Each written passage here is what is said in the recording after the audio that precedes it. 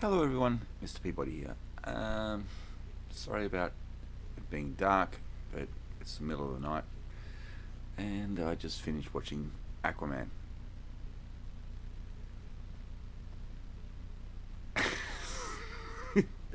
It's not good at all. Odin was not wrong. He called it. Um, if you know anything about science, or physics, or biology, you're gonna call bullshit on this movie all the way through. There's a few nice surprises. Um, I will say this: the beginning of the movie is excellent. I like the beginning of the movie. It's probably the first 5 or 10 minutes. I liked the first part of the movie. I thought it was great. I thought it was really good. They sort of rushed through that bit. They should have stretched that bit out so we didn't get the rest of the movie. But they were trying to explain a big story in a small amount of time so they could get to your main character, which was the man. But does Aquaman work? It does as a cartoon. There were a few nice surprises in there.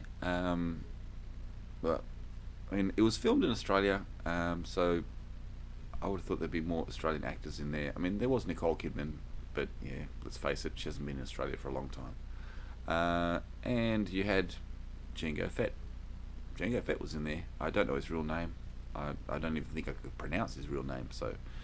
But he's from New Zealand, and apparently it was filmed on the Gold Coast.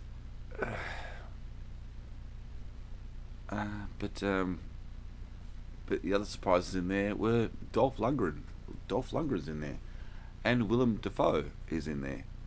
I didn't know they were in there. I was surprised, but I was happy to see them, and I was sort of hoping when I saw them it would get better, but it did not. The jokes are bad, really bad. I mean, painfully bad. And after you get through the first 5 or 10 minutes, it's a struggle. It's a struggle to get through the movie because you're looking at this stuff and you're thinking, yeah, I'm not so sure about this. And that continues on. I mean, Atlantis sank, and the people from Atlantis gained the power to breathe underwater. But not only could they breathe underwater, but they could talk underwater like talking in normal atmosphere. Well, fair enough. Okay, fair enough. They can do that. Yeah. Maybe they're talking in some aquatic language. I don't know, because it doesn't explain anything like that. And not only can they breathe underwater and they can talk underwater, but they also can withstand the extreme pressure and the cold, and they can see in the dark. But for some reason, Atlantis is lit up like a Christmas tree, even though they can see in the dark, and they can withstand the cold, but everybody wears heavy clothes, and it flows through the water, and it looks fucking ridiculous. Does Aquaman work? As a cartoon, it works fine. As a cartoon, it was fun. And I will say this: the music through the movie is just tacky. It's tacky music. It's like it's playing on the joke.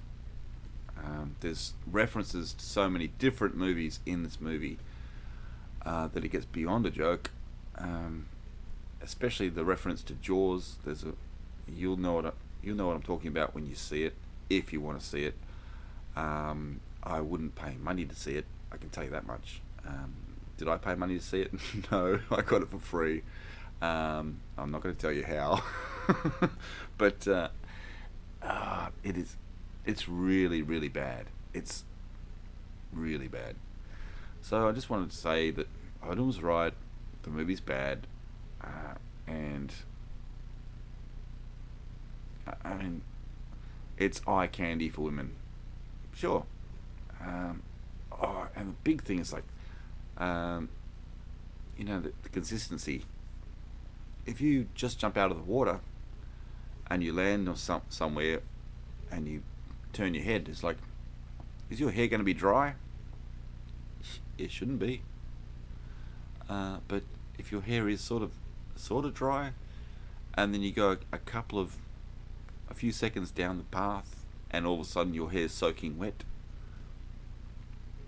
Problem with consistency. Anyway, should I? Sorry, thought I'd share my thoughts, and you know, as I said, it's like some people might really like this movie. I did see another review earlier today from was it Viv Talks or something, and she loved the movie. I'm not surprised, but it's crap. So anyway, take care. Talk to you later.